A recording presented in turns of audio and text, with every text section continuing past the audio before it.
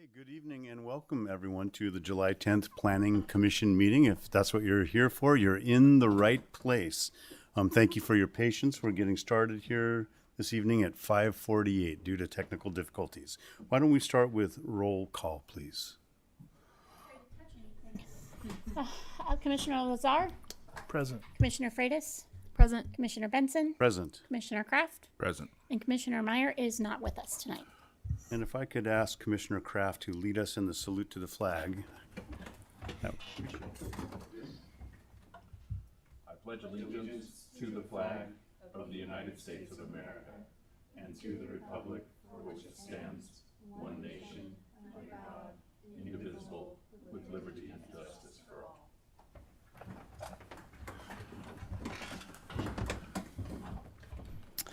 Sorry for the delay. There are no minutes to approve from last meeting, but we will approve those next time around. So we're moving to item D already, oral communications. So this provides members of the public and the commissioners the opportunity to make comments to the commission on any item that is not on tonight's agenda. So if there's something else you would like to speak on, this is a great time to do it. Let's start with folks in the commission chambers, and then we'll move to people on the internet. Would anybody like to have 3 minutes at the mic to address us on some issue not on tonight's agenda? Seeing none, let's move to those online. Anybody online, please indicate by raising your hand, hitting the icon of the hand raise, if you would like to address us. Okay, Not seeing anybody. Not seeing anyone there either. Let's move it to the commissioners. Any commissioners like to address the commission? I would like to address the commission just on something fun. I was out on the fireboat, the Harbor Commission fireboat on 4th of July, watching the fireworks out by Ken Bates' place and trolling the waters there. And then it was just lovely. And it was one of the few times that we didn't have clouds. And so we were able to see everything. And so it was quite a lovely display. Thank you to the city of Eureka for making that possible for everyone. Okay, item E, no public hearings continued. Item F, public hearings new. So we have two items. Let's start with F1, the Bates adaptive reuse of existing industrial building. And I know that we have a staff report on that. So I'll turn it over to Ms. Ponce. Let me interrupt for just a second. Yeah. I will need to recuse myself from this item because I have a pretty close personal relationship with the and business relationship with the applicant. Okay, thank you, Commissioner Kraft, for that transparency. You can just step out into the hall and we'll call you back in on the next item. Or you can be in the room too, I believe. I don't think you're supposed Okay. to. This was going to be Associate Planner Smith, but she had to step out, so I'm going to be reading her presentation for her tonight. Thank you for filling in. All right. The project before you for consideration is the Bates adaptive reuse of an existing industrial building, which includes a conditional use permit and a coastal development permit for the site located at 3415 Christie Street. Here's a bird's eye view showing the project location. It's near the Bayshore Mall. Behind it, the 0.2 acre property is located on the east side of Christie Street, north of Truesdale, and contains an existing 6,128 square foot industrial building, which was historically and currently used as a boat building and repair facility. Here's a view of the site from the street showing the existing building, large roll-top doors, and paved parking and loading areas. The photo on the right is the view of the east-facing facade taken from the alleyway facing west. The photo on the left is the view of the west-facing facade taken from Christie Street facing east. You can see glimpses of the Chevron terminal on the neighboring property to the north. The site has a land use and zoning designation of coastal dependent industrial, and the applicant is seeking to allow a carpentry business as the primary use, and also requesting to allow other indoor industrial uses principally permitted in the limited industrial zoning district to allow for flexibility in the future. Pursuant to our coastal zoning code, in the coastal dependent industrial district, existing developed parcels in existence as of January 1st, 1984 of less than 1 acre located in the CDI district shall be allowed to be developed with coastal related or general industrial uses if they are not proposed for consolidation with other parcels to permit a new or expanded coastal dependent industrial use and are not adjacent to the shoreline with a conditional use permit. And this parcel and situation meets this caveat.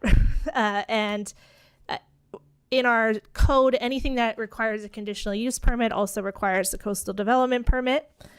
And as described in the staff report, a market study has been done of supply and demand for CDI uses bay-wide and determined that we have an overabundance, even accounting for future increased use with wind energy. And the city staff has done an analysis of all of the sites in the city that are zoned CDI for their specific suitability as part of our work on the LCP update. And this site in particular was determined to be one of the less suitable sites for CDI use.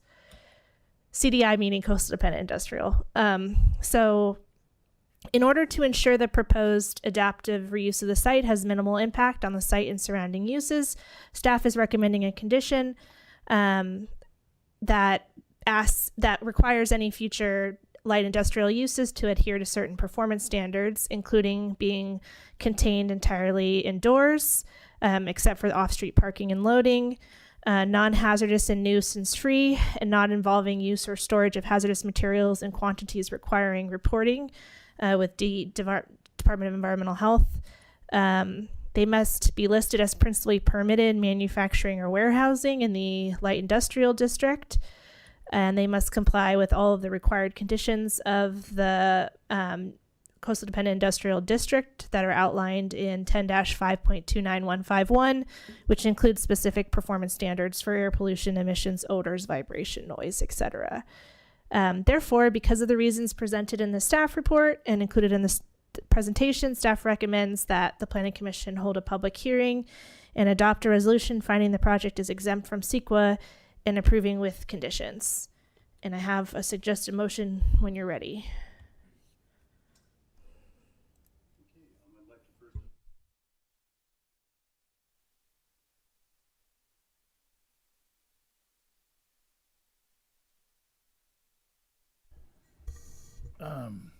So I just want to make sure I understand the policy and the coastal plan that applies in this case. So it's when parcels are below an acre in size and they don't have the ability to be consolidated with neighboring lands, we can enter, and they have existing development that predates 1984, we can entertain non-coastal dependent industrial uses. Yeah, it's listed in our in the regulations for the Coastal Dependent Industrial District under the list of conditional uses. There's this specific provision that I can pull up again. Just wanted to make sure I understood it, and I imagine that was hard fought probably at the time of the coastal plan certification. And I don't know the history of it. yeah, because it's obviously not something that would be boilerplate for coastal commission, right? Like to have they would have had to analyze its it would have, they would have analyzed it with the coastal Act provisions that prioritize coastal dependent industrial.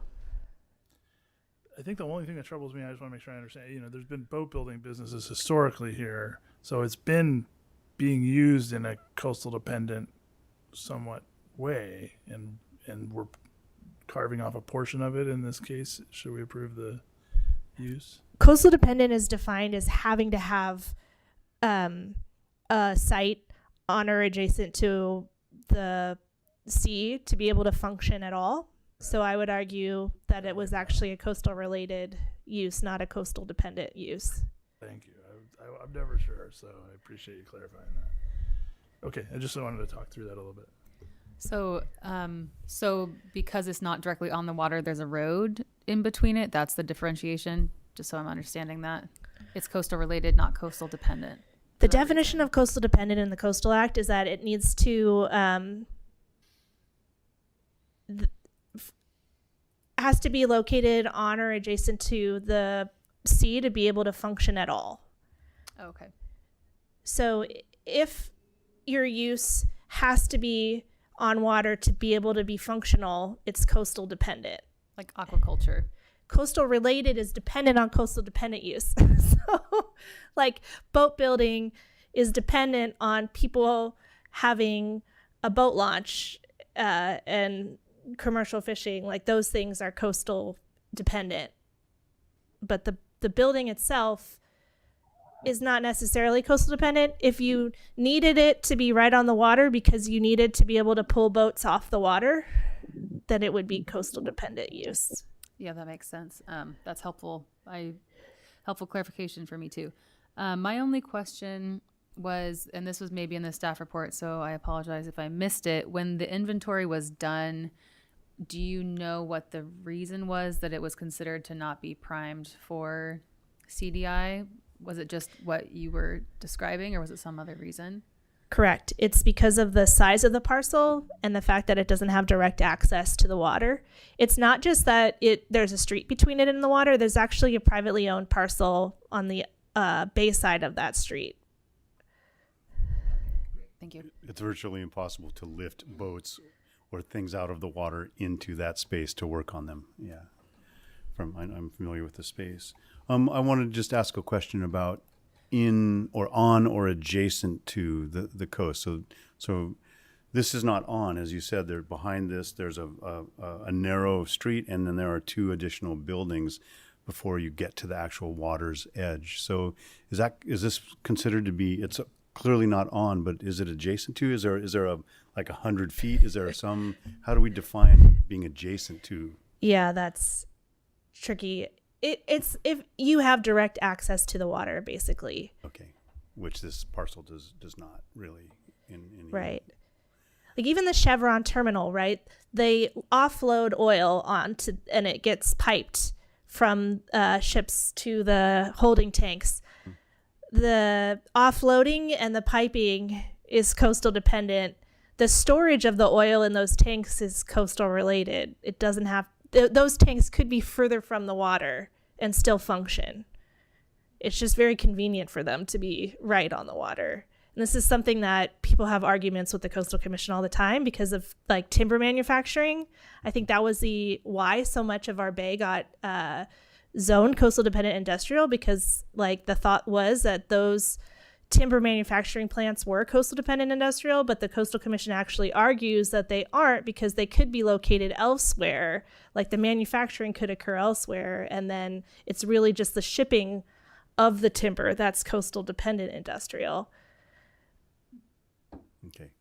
And because of this designation as not being on, there was no need to consult with the Harbor District around their permit process? Correct. The Harbor District just has jurisdiction over the water. Okay, those are my questions. And we did refer it though to the Coastal Commission, and we did not get any response. Yeah, understood. Any other questions from commissioners? Okay, I'd like to open up for public comment. Let's start with people in chambers. If you'd like to comment on this project, you'll have 3 minutes to do so. Yeah, good evening, commissioners and staff. Gosh, we'll try it again. Good evening, commissioners and staff. My name is Ken Bates. I'm the petitioner. First of all, I would like to thank the staff for their very concise report on that particular facility. I have been in Eureka since about 1970 and been building boats in here since about then.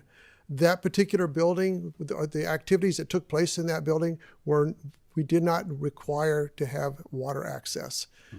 Besides the fact there is a street and a house on the other side, there's 100 feet, almost 200 feet of eelgrass beds before you could even get to the thing. One of the things that I think is interesting, and this is a problem that we have at a community with zoning all the time, is that we run into these little snags that were put in 20, 30, 50 years ago. And certainly this particular piece of property is that. I was approached by planners in 2013 and was told that I could put in a request to change the zoning in that particular time. And in 2015, the city came up with, during their planning process, a document that basically shows my parcel on there. And it was listed as CDI zoning. We had requested the zoning that we're talking about today so that I could have other businesses working in there on small scale. Technically, the way that the zoning has been, that's been a stranded capital asset because it's very restrictive what we could do in there. And these are things that you've heard before. So I was hoping back in 2015 that the city would have moved forward with their planning documents and stuff, and it would have just gotten stamped and gone through the machinery. That didn't happen, and I'm at a point today where I'm 74. I'm going to continue to work, but it's going to stop at some point, and we need to be able to have some younger people in that building. So I thank you for your time today, and for all this great work that the staff's done, and that's my comment. Thank you. Thank you. Any other comment from chambers? Okay, let's move to folks on the internet, on Zoom. Anyone wish to address the commission on this project? I'm not seeing anybody at this time. Okay, well, let's bring it back to the commission. Since we have the petitioner here, are there any direct questions for the applicant? Well, I think it's important, right? We're not changing the zoning tonight. We're really just using provisions of the code and the coastal plan that allow for different uses than what would otherwise be the preferred use for the zone, right? So we're approving a use permit and a coastal permit, should we take action in that. I find it persuasive, just the facts of the case, in the sense that we don't have a true coastal dependent use at present. Certainly the zoning and plan promote that, but I can speak, from experience, it's a tough thing to find candidates for throughout the county, and because we struggle in the unincorporated areas to see tenancy. So I also am sympathetic because of the concept of adaptive reuse, that buildings don't survive unless they're used, and when they fall into disrepair over time, it's often the byproduct of a lack of tenancy. So even if something is, uses are ephemeral, so there's no guarantee that the carpentry shop would remain in that spot, but it would at least inject attention and care to the building and use and presence. So I think the other thing that I take note of too is just that under the concept of interim uses on the peninsula, there's a principle of don't change the character of the building so that it wouldn't be able to accommodate more preferred uses in the future. And I don't see how a carpentry shop would do that. We're not talking about massive alterations. So it would still be the same building at the end of the day. It just would have a different use occupying it. And I'm surprised, frankly, to find that there's flexibility in our code to entertain it, but it seems to qualify. So I'm prepared to make a motion to approve the use permit and coastal permit. Okay, and I'll be prepared to second it. Yeah, it seems to me that this is almost an over bureaucratic extension of government. I mean, what you do inside that building, it fits, and if ever there's a coastal dependent use in the future that you want to start working with in that building again, that's also entirely possible. We're not precluding that. So we appreciate what you do and what you have done in the past in that building, and I particularly appreciate your allowing the storage of tools for restoration activities on Parcel 4 for the Audubon Society. I've gone into your building to get weed wrenches and work on volunteer Saturdays and all that. So I thank you for being community-minded people. Could we see the motion again? So I'll move that the Planning Commission adopt a resolution finding the project exempt from CEQA and conditionally approving the conditional use permit and coastal development permit for the Bates Adaptive Reuse Project. I will second that motion. Any other discussion? Let's move it to a vote, though. All in favor, say aye. Aye. Aye. Aye. Any opposed? None. No. We have one recusal. So Congratulations and thank you.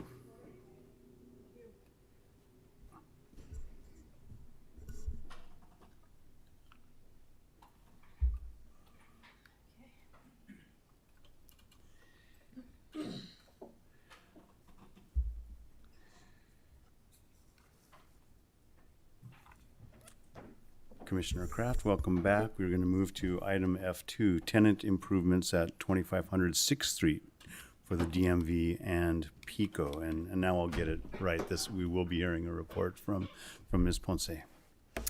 Good evening, everyone. I'm Assistant Planner Ponce. The project I'll be presenting is the tenant improvements at 2500 6th Street for DMV and PICO. The applicant is requesting a coastal development permit and design review to convert the vacant commercial property, formerly known as the Redwood Harley-Davidson, into office for the California Department of Motor Vehicles and storage and workshop space for a local construction company called Pearson Company, also known as PICO. Here is a bird's eye view of the project location. The subject property is located at the eastern end of 6th Street, is south of Highway 101 North, and is north of the Eureka Waterfront Trail. The site is surrounded by a variety of commercial service uses. There is a Chevron gas station to the north.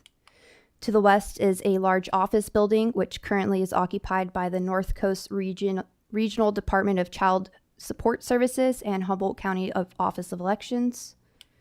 To the east is the Shoreline RV Park, the Eureka Waterfront Trail, and the City of Eureka's Hill Street Sewer Pump Station are located to the south.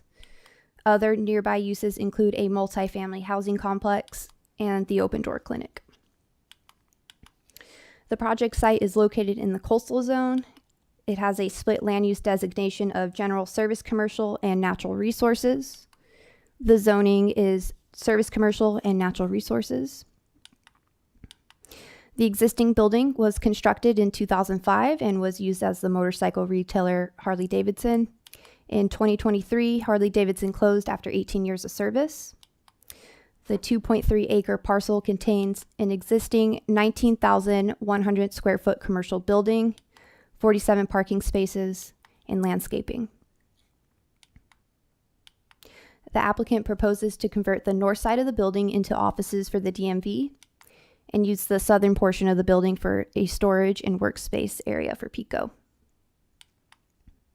The applicant proposes to construct a 2,852 square foot addition on the south side of the building for PICO's new workshop space, a 792 square foot car awning on the northeast side of the building for DMV vehicle inspections, a 190 square foot waste storage enclosure on the northeast side of the property, a metal awning over the PICO shop entrance, 35 safety bollards will be installed around the site, a 30-foot tall flagpole will be placed by the DMV entrance, and the applicant proposes to install an 8-foot tall fence with a metal view screen to enclose the outdoor storage area for PICO on the southern portion of the parcel. The existing parking area will be repaved and restriped, and 10 additional parking spaces will be added for a total of 57 parking spaces.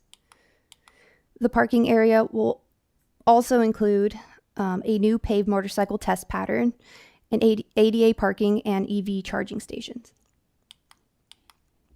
The all existing outdoor lighting will be upgraded to meet dark sky compliance standards, and additional light pole and wall light fixtures will be added to the site. The proposed project will eliminate some of the existing landscape planters around the site to construct the new shop addition and make ADA improvements to the sidewalk, but overall the landscape area will only increase by 17 square feet with the installation of new parking lot planters. Thus, the property will have a total of approximately 15,890 square feet of landscaping. In addition, the applicant is proposing to install 3 new wall signs, 2 for the DMV and 1 for PICO. Therefore, an administrative sign permit is also required. The sign permit will be processed separately under sign 24-6. Again, the proposed projects within the coastal zone, and pursuant to Article 29, projects in the coastal zone require a coastal development permit. The project's also located in the design review area, and per Article 18 is subject to both site plan and architectural review. The city's action is appealable to the California's Coastal Commission. For design review, the Planning Commission must determine whether the plans for the proposed tenant improvements will be inharmonious with the surroundings or will have an adverse effect on the value of property or improvements in the vicinity. The property contains an existing 19,100 square foot commercial building, which has stucco siding, painted black, orange, gray, white, and has windows with black frames, a pitched metal roof, a metal roll-up door painted gray, and approximately 15,873 square feet of landscaping. The applicant proposes to paint the building with a combination of colors such as Stonehenge Greige, which is a brown, Crushed Silk, which is light tan, Night Rendezvous, which is blue, and Special Delivery, which is a gray color. The window frames, metal roof, and roll-up door will remain the same colors. I would like to note that the applicant has provided a variety of options on how to paint the exterior, but the paint palette I just described will stay the same. For example, the first image above shows the building's main color as Crushed Silk, or that light tan color, but the applicant has provided other options on the site plan set showing it being painted Special Delivery, which is that gray color. The applicant proposes to construct a 2,852 square foot addition on the southeast side of the building. It will have metal siding and will be designed to match the existing building. They also propose to install a 792 square foot, 13 foot tall car awning over the DMV inspection area. They also propose to add a 195 square foot trash enclosure with metal and wood frame materials to match the building. And lastly, they propose to install an 8 foot tall iron or aluminum fence with curb pickets at the top, and a black metal view screen. The fence will be placed around the southern portion of the property to create an enclosed storage area for PICO. So the project received 3 written comments about traffic and pedestrian concerns. We shared these concerns with Public Works, and they reviewed the 5-year collision summary report and the average daily traffic data from June 2024, as well as from 2011 for comparison. Public Works concluded based on this information, the intersection did not meet the criteria for requiring improvements. Public Works also did not find sufficient justification to require the applicant to upgrade the sidewalk adjacent to Caltrans property along 6th Street. Overall, as described in the staff report, the project as conditioned is consistent with the general plan, the zoning code, and the local coastal program. Staff recommends the Planning Commission hold a public hearing and adopt a resolution finding the project exempt from CEQA and conditionally approving the coastal development permit and design review. And we'll stop screen sharing now. And we will allow for discussion. Staff is here as well as the applicant to answer questions. So much for that report. And let's first have planning commissioners ask any direct questions to the planner. I have a few. I just want to be crystal clear. This is not replacing, or is this replacing what is currently existing in the mall where people can go in to get their registration and licenses and all that? Is this becoming the DMV facility for the general public in Humboldt County? Yes, that is the plan. Okay, and so when evaluating the traffic, was that based on what the new user use is going to be like, or was it based on what currently exists? I believe it was what's currently exists, but I'm not 100% sure. I would have to go and ask our traffic engineers for that information.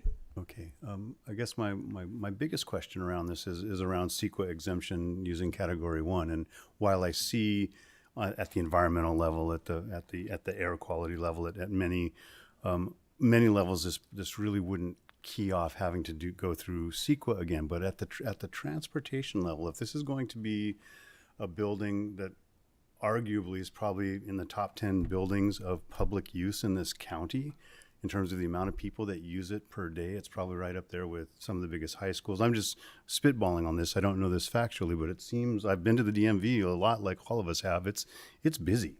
It gets a lot of traffic, both pedestrian and vehicles. So I'm wondering, at what level does that additional use, which is going to be much higher than a Harley Davidson, make us think twice about doing CEQA, and why was that chosen not to be done for this project? Director Kenyon. Sure. Yeah, I picture that CEQA document, and the argument they would make would be that those trips already exist. They're just going to be at a different location in the city, but it's not going to generate new trips. And it's going to be in Eureka and versus somewhere further away that would generate more vehicle miles traveled. I anticipate that would be what their analysis would be under CEQA. So I don't think we'd gain much from that effort. I understand, and what I'm hearing, to be clear, is that it wasn't really a localized investigation of traffic. Although the city engineers did some point in time counts, it's the CEQA exemption is based on sort of general traffic in Eureka, impact on Eureka as a whole, as opposed to at 6th and V or at the on-ramps onto the 101, like not so specific about those locations? Yeah, that is a good question. So CEQA has moved away from, it doesn't want you to, the CEQA regulations and statute are clear that we aren't to consider level of service anymore. We are supposed to use a metric like vehicle miles traveled that is more supportive of infill.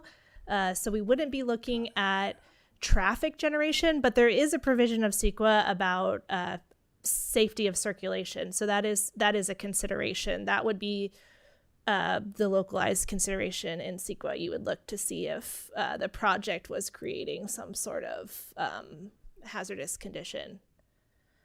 Okay, thank you. That's my main question on this. Other commissioners, please go ahead. I'll jump in because mine follows pretty well on that. You mentioned that you reached out to Public Works and they did this. We got, via email today, those public comments. Was you reaching out as a result of those, or was it earlier? Yes, it was as a result of the public comments received. Okay, so you took the specificity of, I thought those were pretty well reasoned traffic concerns. Mm-hmm. So you took those to Public Works and they're still okay with that? Yes. Okay, appreciate it.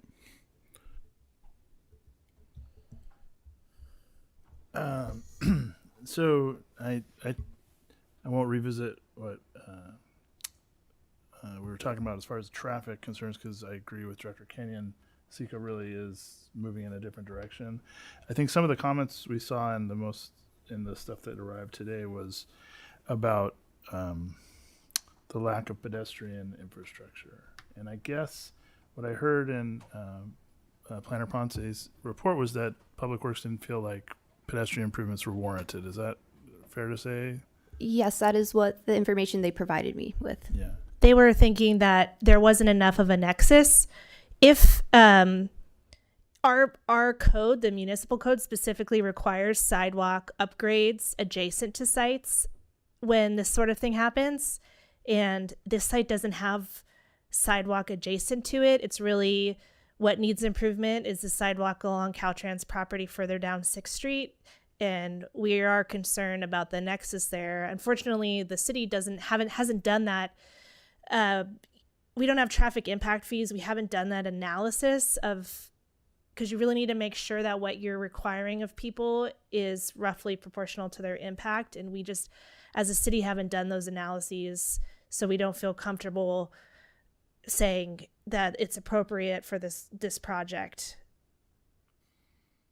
when it's off-site and not required by the code. It was a common struggle. I mean, yeah, every municipality has to confront, and I do have a hard time. It looks like the sidewalk dies V Street. I guess there's a little bit. I didn't get to do a site visit. I didn't have time today, but we can't complete the network. I think that would be extremely unfair to the applicant, but I would be interested in seeing, incremental progress towards improvements in safety, and there is an entitlement being requested, and insofar as that's the case, it is fair to ask of the developer to do something to provide for all modes of transportation, not just vehicles. And so I guess that's what I'm particularly interested in, is just if there's opportunities for modest improvements that would benefit other parts of the people that are traveling to this destination that may not have a vehicle. I think, as some of the comments suggested, I'd be interested in that. I don't see it as reasonable to expect a sidewalk to bridge the gap between where it dies and where the project's located.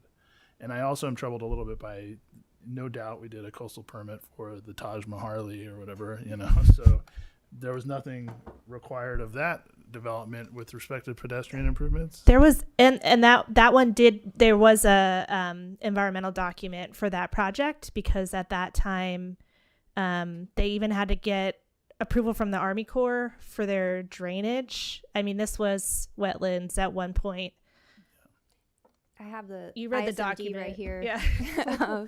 It was actually thousands of pages, but I narrowed it down to the top comments. But yeah, the main concerns were that Chevron, there was a spill site right there. So any of the cleaning that up and making sure any fill materials isn't contaminated, working with that.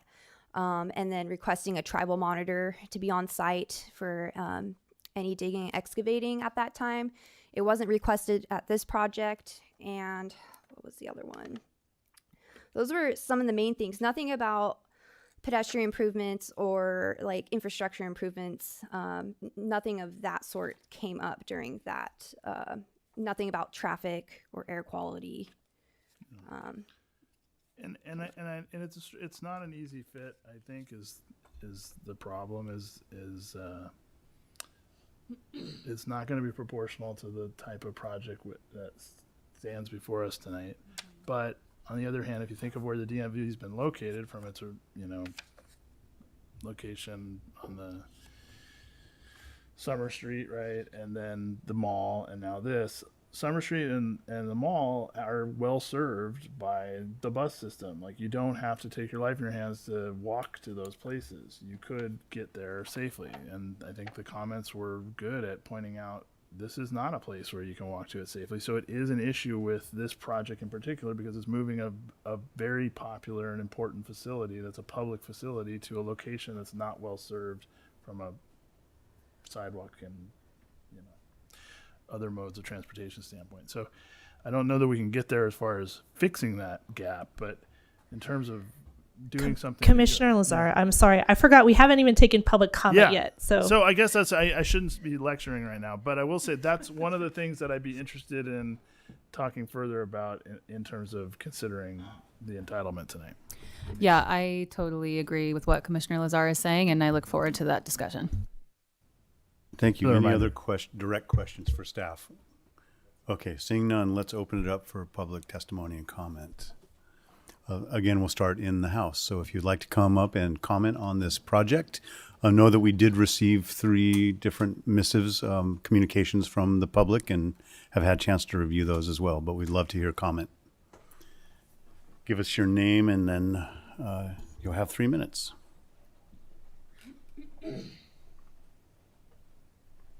Hi, everyone, and thank you for being here this evening. My name is Josh Cerna. I am the ADCPM, that's Assistant Division Chief Coordinator and Program Manager for the DMV in Eureka. And just like you guys, I saw the post on Lost Coast Outpost, and I've been kind of reading and reviewing some of the public concern as well. And I really care about Eureka. I really care about Humboldt County, and I really care about the people here as well. So I reached out to HTA, Humboldt Transit Authority, immediately, and I know that at one point there was a big Sarah Bareilles concert, and one of the shuttle pickups was there right in front of the center where DHHS and Child Welfare Center is. And so, yeah, I'm also a member of CRTP, which is the Coalition for Responsible Transportation Priorities. So alternate transportation is really important to me as well. So I'm listening to those concerns, and on my end, I'm not the one asking for the permit here. So on my end, I have very, very little that I can do. But as a representative for the DMV, I'm trying to gain that public confidence as well, and in how we can better serve the public in that space. And I think that there are a lot of different ways that we can. Some of our customers who come into that DMV specifically are looking for a bathroom. And I don't know if you guys know where we're located inside of that mall, but we're located next to the Ross, and technically we're not allowed to use the Walmart bathroom. They've closed off their little space to enter there. We're not allowed to use the Ross bathroom. They have a code on their door. So our customers have to walk all the way down to the food court, which is pretty far. And if you're already having trouble walking, you're a disabled person, and you come into our office and say, hey, where's the nearest restroom? It's such a problem to always have to tell them, sorry, you're going to have to walk all the way down to the food court. It's a pretty tough walk. But yeah, there are a lot of different ways that we're going to be able to serve our community better there. We do work with CR, College of the Redwoods, with their CDL program to test their CDL drivers. And currently our examiners have to walk about 10 minutes each direction to meet them at their vehicle site. It's a little unsafe. Sometimes there's like a homeless populace out there. There was a bomb threat out there about a year ago. And from there, they have to drive all the way to the Redwood Acre Fairgrounds, which is about a 20-minute route for us. Being at the new location, or the Harley Davidson, would not only help us get to our skill site a little bit faster, but overall, working with the community members that we do, especially on these CDL projects, would actually reduce emissions emitted from these CDL vehicles as well. That's Thank my you. time. Thanks, guys. Please come right up. Don't be shy if you have comments. Anyone else from the chambers? Come on up.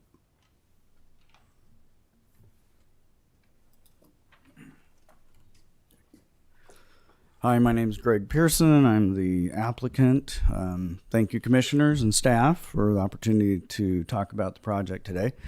As you know, DMV is currently located at Bayshore Mall, but that's a temporary location while they were looking for a more permanent space. It's my understanding that it's in the tsunami zone and they can't locate there officially for the long term. So we've been working with the DMV to find a new location, and they were looking in other cities besides Eureka.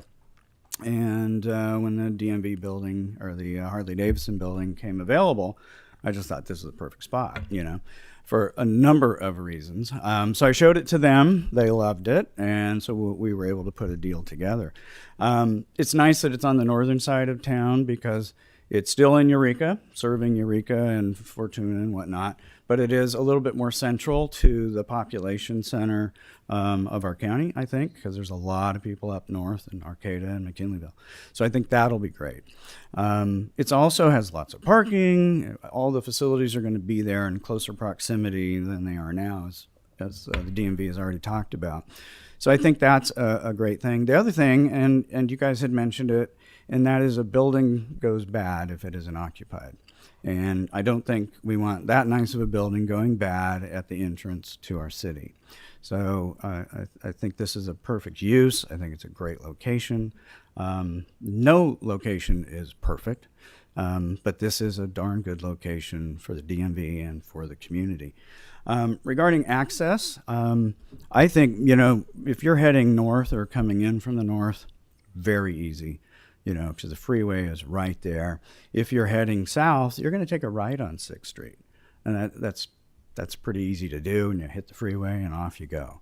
So I think it's pretty good. I did talk to Caltrans about improving the sight lines up to Silvercrest, and he was like, that's on my schedule to do this week and next week. So they're out there now doing that. And they said we'll probably have sightlines all the way to Silvercrest once they do that. So that's going to be, I think, a nice thing as well. What other things should we talk about here? Do you have any questions? I will certainly be willing to answer them. The architect is also online, Valerie Allen. So if you have any architectural or design related questions, she can assist you with that. Thank you. And thank you, staff, for putting the effort into the staff report and supporting this project. And I hope we'll get support from you and the community as well tonight. Thank you. Thank you, Mr. Pearson. Anyone else from Chambers like to step forward and comment? Okay, seeing none, let's go. I see a hand up online, so let's start to hear some of those people.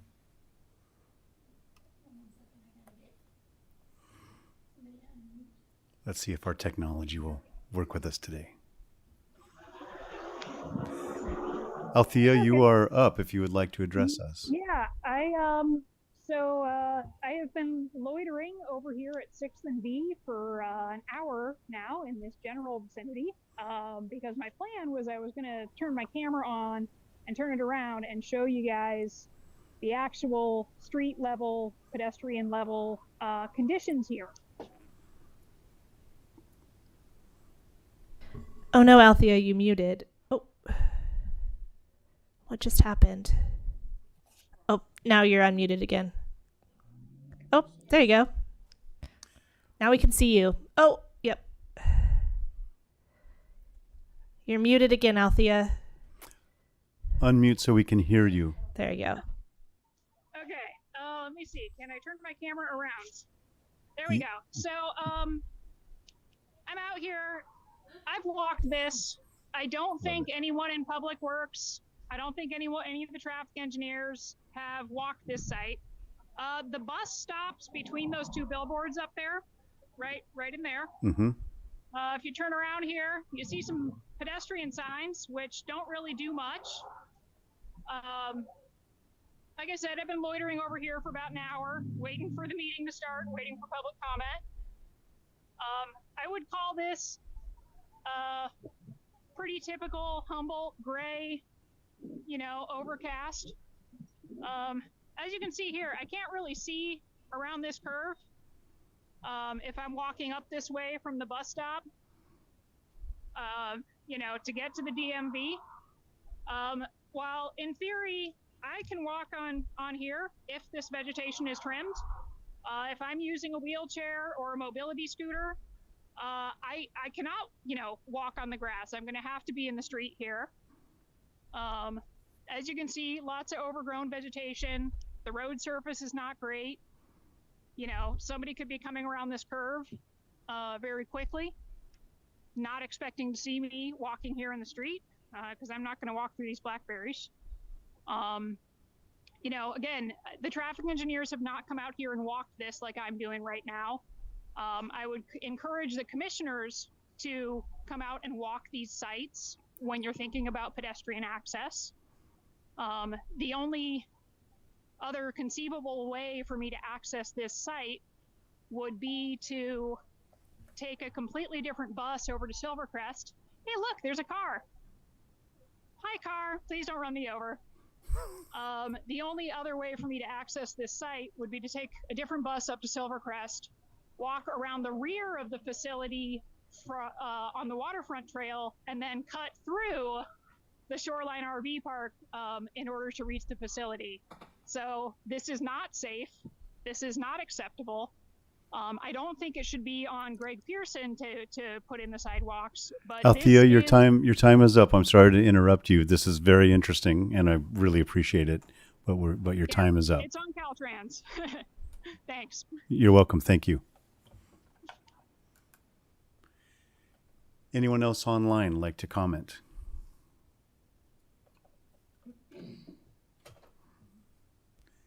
Was that it? Okay, we do have the petitioner in the House and the architect online, so if there are any commissioner questions for them, go ahead. I was wondering if the DMV representative would mind coming back up. Just an easy question, not too scary. I definitely agree with what Commissioner Lazar was saying about, concerns about nexus and proportionality for this project, which is, a developed site. And I'm wondering what your conversation with HTA entailed. It seems like maybe a bus stop would be a nice way to split the difference. So could you let us know what they told you? Does it seem realistic? Yeah, so I haven't got a response yet. So kind of as we've been talking about, there are a lot of different government agencies in the same location. So DHHS, the Humboldt Elections Office is there. There's a nearby clinic. So I think that there's a lot of probably support behind this.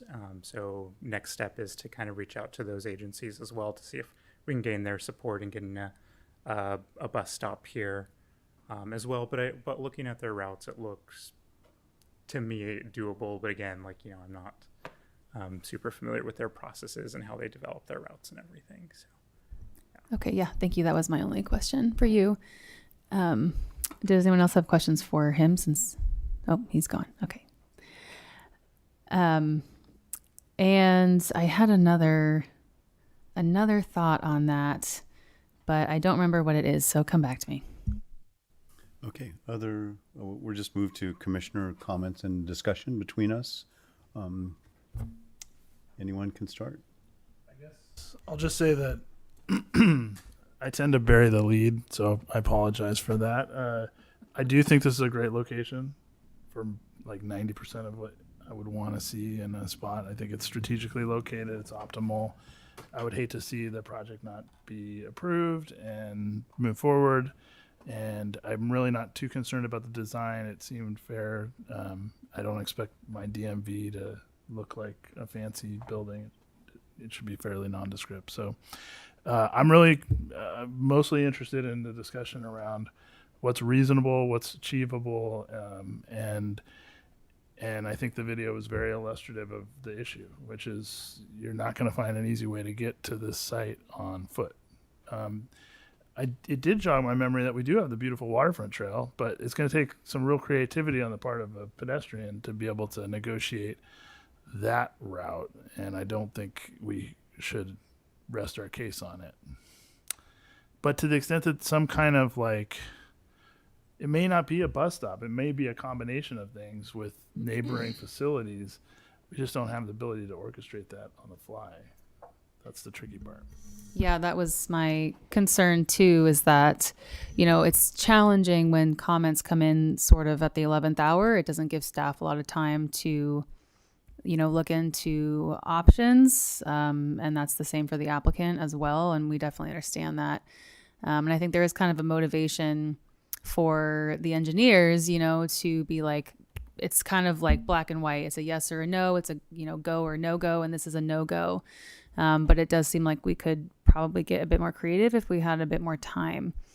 I'm wondering if we could maybe make a recommendation or include a condition to the effect of staff will work with the applicant and HTA to explore, a route, something that wouldn't be binding to create a route or, sort of a number of stops in the day, but that would at least require the conversation to happen.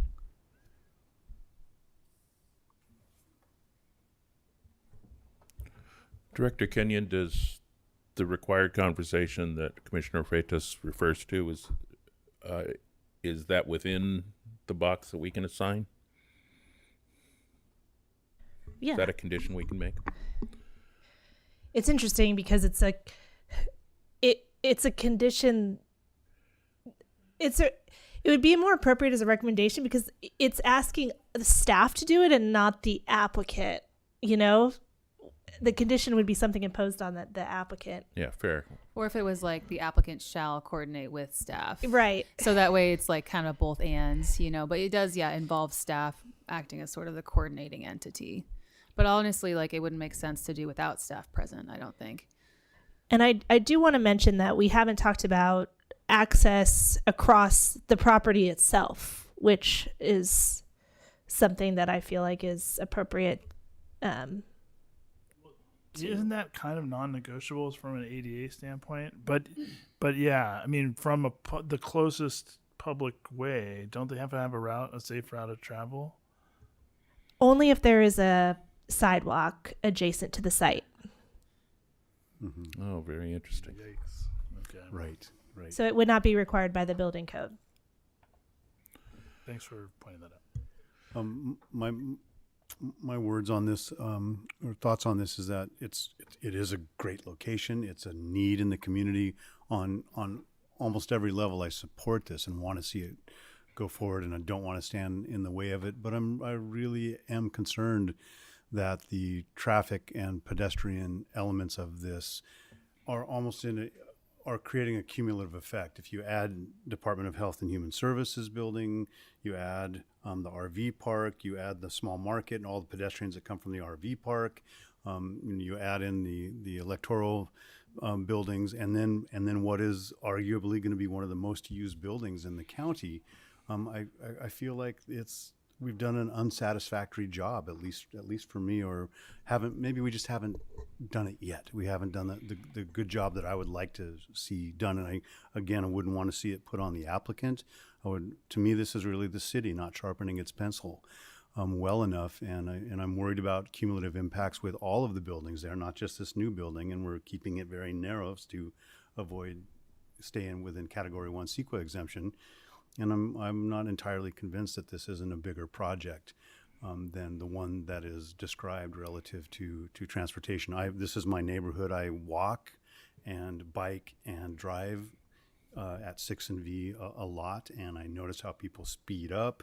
It's more dangerous for pedestrians because people are trying to get ahead of each other to make that merge before it goes up the hill, and there isn't good visibility taking a left out of there. And I don't know what the thresholds for stoplights are, but I would like to see, if I were conditioning this, I would ask for more detailed study, and I would ask for some thresholds.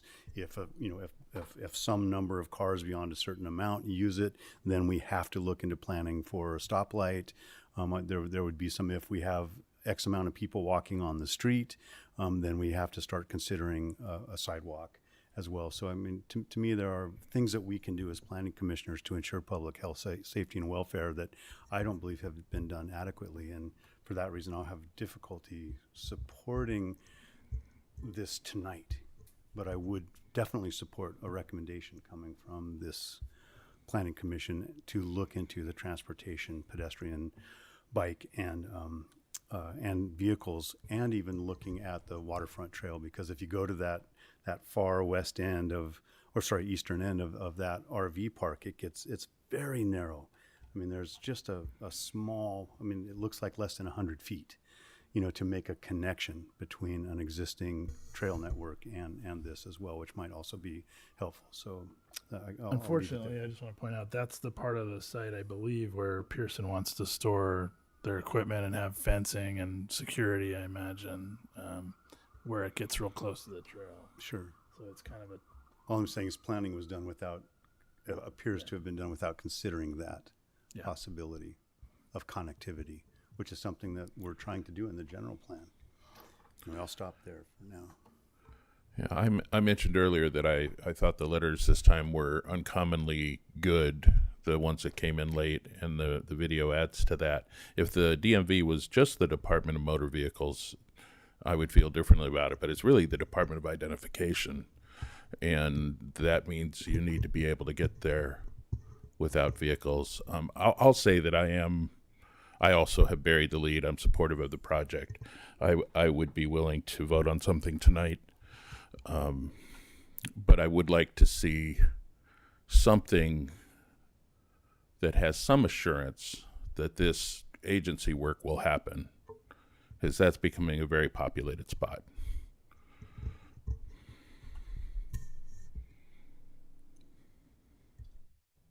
My question for Director Kenyon is, what's a reasonable ask if we wanted to put this off to provide time to look into some of these transportation issues? We can't. We have to act tonight on this because of the Permit Streamlining Act. We completed the application. then we have 90 days.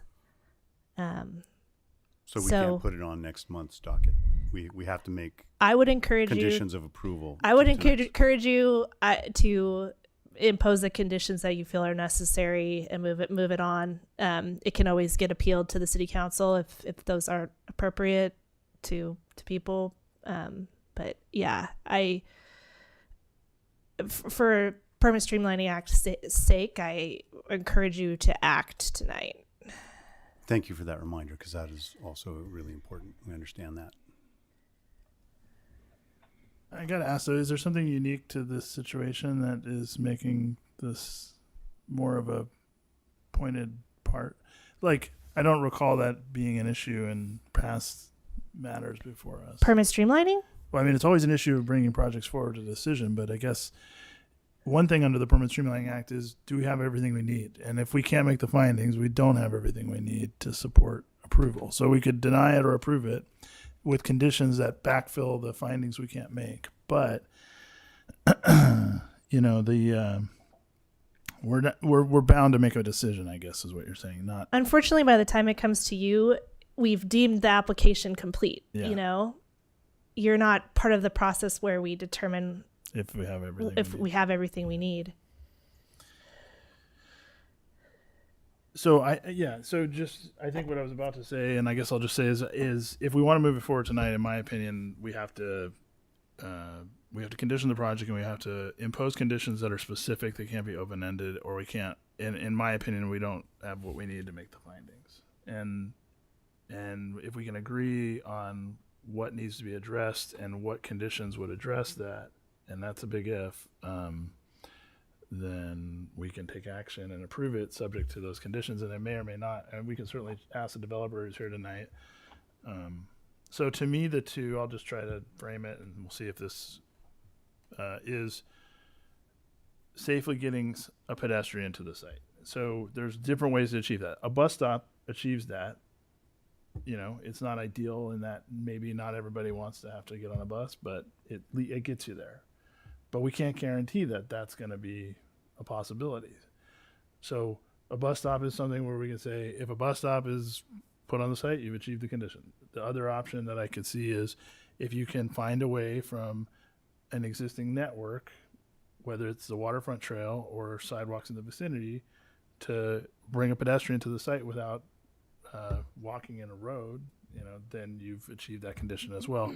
And that would require some creativity, possibly with a connection to the waterfront trail through intervening lands, possibly with negotiating with Open Door, you know, with the county property, somehow, you know, orchestrating something that gets somebody to the closest safe spot. And those are the two things that I can think of. There may be other ones, but those could be put into a condition that say one or the other, or you don't get your permit, you know. And I'm certainly open to the applicant or the public or fellow commissioners to speak to other things that would get us there. But those are, in my opinion, it's really just the pedestrian issue that I think we're stuck on. I concur. For me, that's the main issue, is just pedestrian health, safety, and welfare. And I don't feel that we have enough information to make that decision, but I would support a condition approval for that work being done. And I like the verbiage that you've used. It'd be nice to maybe reduce it down to doing, you know. And my fear is that maybe considering neither of pedestrian those improvements are feasible. That's the issue that I see, is like if we put in a condition on the permittee that really can't be achieved practically, then all we've done is deny their project through a condition, you know. Right. But it is appealable. Yeah. So there would be time then to actually demonstrate whether one of those was feasible, and if not, the city council can tell us we got it wrong. This is a place where I'd be willing to invite the applicant back up. We're not asking you to negotiate all this out with us tonight, but if you see a reasonable pathway, I'd be curious, in your mind, what's a reasonable pathway to improve pedestrian safety that wouldn't seem draconian from this planning commission to? Well, the missing link in the sidewalk is pretty much from west to the apartment building. It's about 640 feet. probably $250,000-$300,000. Not achievable. The deal doesn't have that kind of money in it to take that on. I look at the city and all of the sidewalk improvements and the bump outs. They've spent a fortune throughout the city making things a little bit better. And then here's a section of sidewalk that doesn't even exist. And it seems like that perhaps, the city could find some grant funding or something to help do that. I mean, we're so far away from that location. The nexus just isn't there. I think it would be great, but the project can't sustain it, and there's really no nexus to it as far as location. So I'm hoping that maybe we can get creative and get some grant money to make that happen. I think it would be a really good thing. I did talk to the Humboldt Plaza owners, and I was thinking maybe we could connect Tid Street through, and they aren't receptive to doing that. So that has been explored. The only way we could maybe do something is to look at connecting the trail through our section. We're not fencing all the way up to it, but there's complications with that because of grade in our section. There's a lot of, so making that function for ADA compliance and whatever other complications we might find, that's not necessarily a done deal. It probably not likely to happen. So I don't know what the solution is other than a sidewalk or HDA. I did call HDA. I haven't gotten a response on that. But I know there are two. There's a purple, and I think the green route runs down West Avenue, crosses 6th. And, perhaps they would be able to pop in and flip a little U and drop people off. But that's not my call. That's, But it's the state owns that property. Caltrans owns that property where that sidewalk needs to go. So maybe some sort of cooperation between, the state and the city. I don't know the answer. I think it should be done, but I'm not sure how we get there. And I really don't want to see this deal die. I think they need to move. They love it. They want it. I need it. The city, I think, will benefit from it, and I'm certainly willing to do my part to try and help us get there, but I don't know that mechanism. I think it's definitely something the city and Caltrans needs to step up and look at, and we'll certainly cooperate where we can. Thank you so much. That's helpful to hear your perspective. Yeah, personally, I think it would be, I would not be supportive of holding this project up on the sidewalk. It's such a huge length of sidewalk. I would be happy to try and work with the commissioners to find a motion where we could provide approval tonight. I do think it's a good project. It's pretty far along, obviously.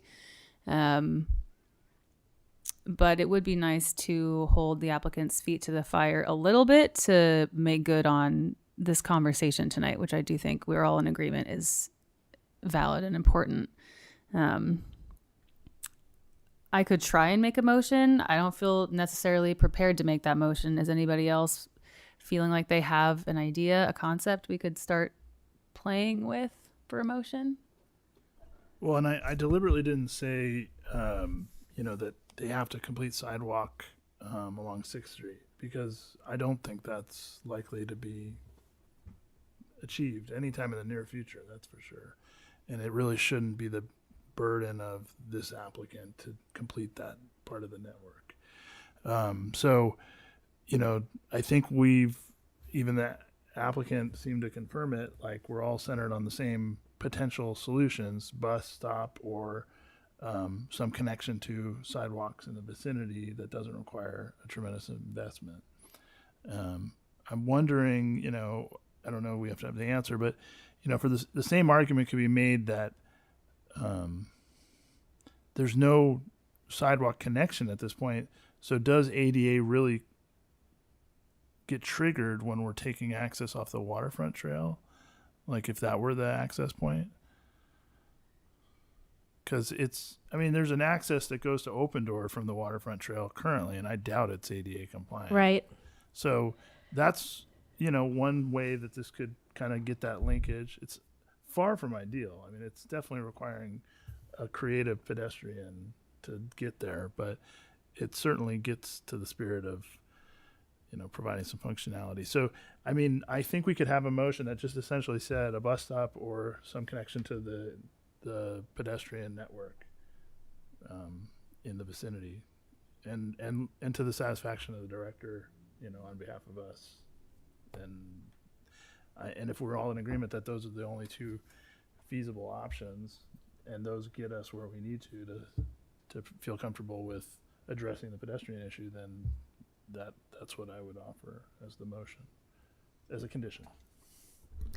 Yeah, I think I would support that, and I'm wondering too if we could, when we make that action, request a report from the director in a couple months' time, just to get an update on if there's been any movement and what's been determined to be realistic, so we can kind of see it through a little bit more, even though the action will be taken at that point.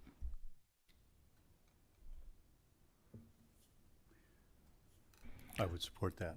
Yeah, I don't love where we're landing, but I will support it too.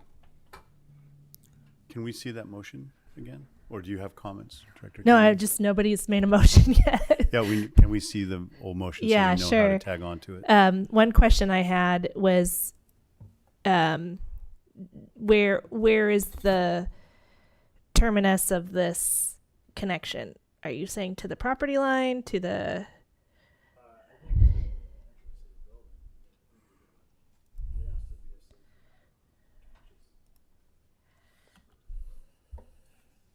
I'm not talking to the mic, but does that make sense? To the actual entrance, the public entrance.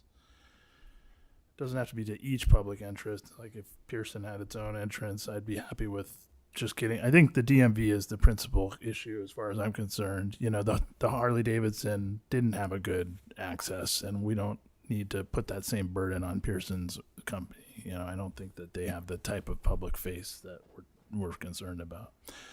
So, Commissioner Lazar, are you willing to Yeah. add on to this motion in some way?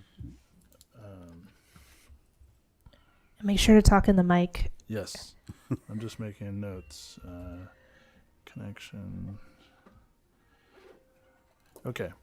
So I move that the Planning Commission adopt a resolution finding the project exempt from CEQA and conditionally approving the coastal development permit and design review for tenant improvements at 2500 6th Street for DMV and Pearson Company, with the following additional condition: that the applicant either establish a bus stop on the property or nearby, within 100 feet of the property, or alternately that the project include a connection to the existing pedestrian network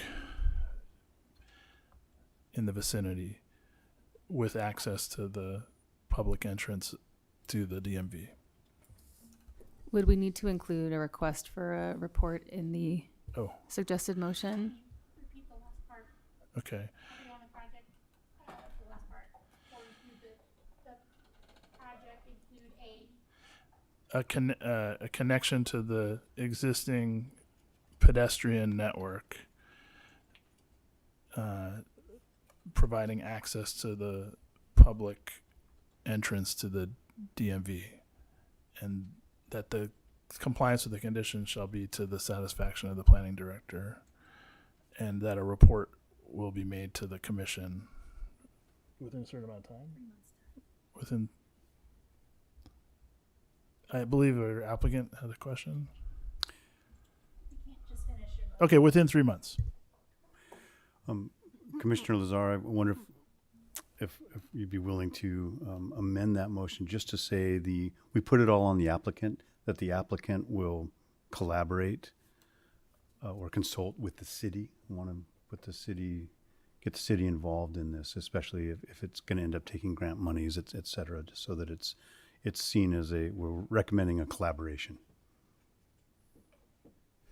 Yeah, what about this? Why not have a third option be a commitment by the city or a grant that's been awarded with even if the time frame's not set, to solve the break in the network. So that I'm saying if a grant goes through, might be 3 years out, but we know it's going to solve the problem ultimately, and that would satisfy the condition as well. Well, I'm not super against it. My concern would be that really is direction maybe better suited for the council than the planning commission. But I mean, it's one of 3 options, so they could always just not choose to do it. But yeah, I mean, I can certainly add additional language to work with staff, or city staff in developing a solution. I don't know where. What I meant to suggest was in the first clause of your sentence, saying that the applicant, in collaboration with city staff, will do everything else that you said. Okay. Can we just add that in collaboration with, or do you want to read the first part of the motion? I can try to read it. Sorry, guys. I move the Planning Commission adopt a resolution finding the project exempt from CEQA and conditionally approving the coastal development permit and design review for the tenant improvements at 2500 6th Street for DMV and Pearson Company, with the following additional condition: that the applicant, in collaboration with city staff, either establish a bus stop on or nearby within 100 feet of the project site, or alternatively, the project include a connection to the existing pedestrian network, providing access to the public entrance to the DMV, and a report be made to the commission within 3 months, or a commitment of the city to solve the break in the sidewalk network. I'm okay with that. Yeah, it sounded great. We do have a couple of interested little commenters, however. Yes, that was the motion. We're waiting for a second. I'll second. Okay, we're in the voting discernment process, so public comment is over. But as the acting chair today, I will call the DMV representative forward again to answer questions.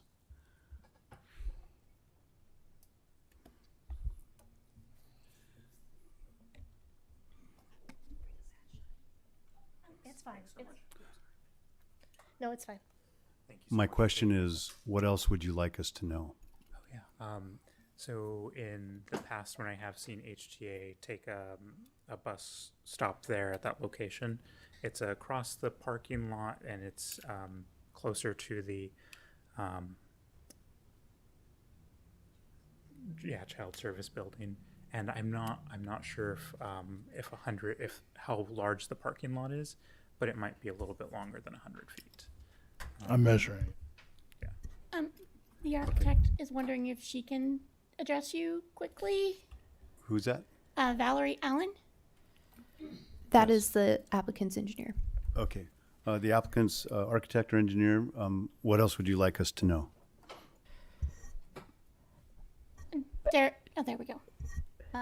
Yes, I was just wondering if there was a possibility of having an extended timeline to work out the transit solution, but allow the project to move forward. Yes, that's what we're proposing tonight. That's the intent of this motion. Yeah, thank you. Mr. Pearson, I also have some additional follow-up questions for you. That is not public comment. What else would you like us to know? I'd be happy to share that. 100 feet is about 10 parking spaces, and you're parking a lot further than that at Bayshore Mall. So I'd like to have a little more flexibility there, because I just don't know what HTA is going to need if it's possible. And I don't want to get stuck on some technicality where it's 105 feet and golly, we'd have to go through public hearing again. So can we do like 200 or 250, something that's reasonable? I mean, if you're parking at Bayshore Mall, you're walking quite a ways by the time you get into the DMV door already. So if we take that into account, I think we could probably request a further distance, and it would be reasonable. And if we were asking you for a specific distance, what would you I was thinking 249 feet and 6 inches, but 250 would work for me as well. Sorry. I think Thank you. maybe we can just reference the property that's adjacent, because it does have sidewalks along its frontage, unless I'm mistaken. No, they do. And they had to improve their connection to the sidewalk recently when they did tenant improvements. So, as far as I'm concerned, we don't need to get it all the way there, because we have sidewalks on one side of 6th Street. So we don't really need a 100-foot thing. We need a bus stop that gets you to the sidewalk. And the sidewalk ends, I think, after the Correct. the parcel. So let's just say within 100 feet of APN. Let's see what I got here. Looks like 002252026, owned by Humboldt. I think it's Humboldt Partners. I don't know, but does that look right to staff? That's the parcel. And just to be clear, it's the parcel where the health and what other stuff is there? I don't know the APN off the top of my head, but I know what parcel you're talking about. Director Kenyon's pulling it up on GIS so everybody can see it right now. Just so we're all 100% on the same page. Also, I realized when I read your motion, Commissioner Lazar, I forgot to the satisfaction of the director. Quite a motion. Otherwise, very impressive capturing of a convoluted series of requests. Just because we're so passionate. This APN that I'm pointing to? 244. Yeah, but you know what? It looks like the neighboring parcel even has sidewalks. Am I mistaken? They do. So maybe make it that one. I mean, I really don't think we need, that'll give us the most flexibility. So you have to make an official amendment to your motion at this point, since you got the second, and then you have to request the Okay, so I'm going to suggest that we make it to parcel 002252025. That's where instead of 100 feet, and that's the parcel that is currently highlighted. I would second that amendment if that's necessary. Can you clarify? It would be Really means so you're saying a stop. a bus stop would have to be established within 100 feet of parcel 002252025, but preferably closer to the project location. Okay, so stop within 100 feet of that APN, but preferably closer. Yeah, I don't want to lose that. And I think it's Commissioner Kraft who you're asking if they're Yeah, I'm happy to second the motion as amended.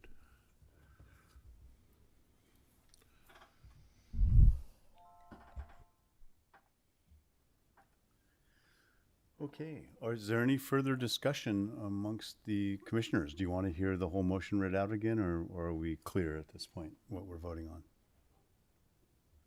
I'm clear if that means it. Yeah, I think we're clear. So let's move this to a vote. All in favor, say aye. Aye. Aye. Aye. Aye.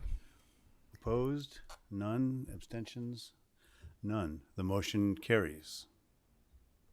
I would just like to say as well that it was a little bit convoluted, but I really appreciate that we all got there, and I feel good about where we landed. I think sometimes projects like this, I do understand, what was being shared by the commission about cumulative effect, and sometimes, a project gets kind of caught holding the bag for something that's been a problem or, a concern that's been growing. And then we're left trying to figure out what's an appropriate response, given that we don't want to single out a single applicant. And I appreciate the applicants being willing to work with us on this. I think this is hopefully going to get us where we need to go. So thank you. All right, congratulations to the applicants. And let's move on then. There's no new business, old business, or new business. Staff reports and communications. Do we have any staff reports tonight?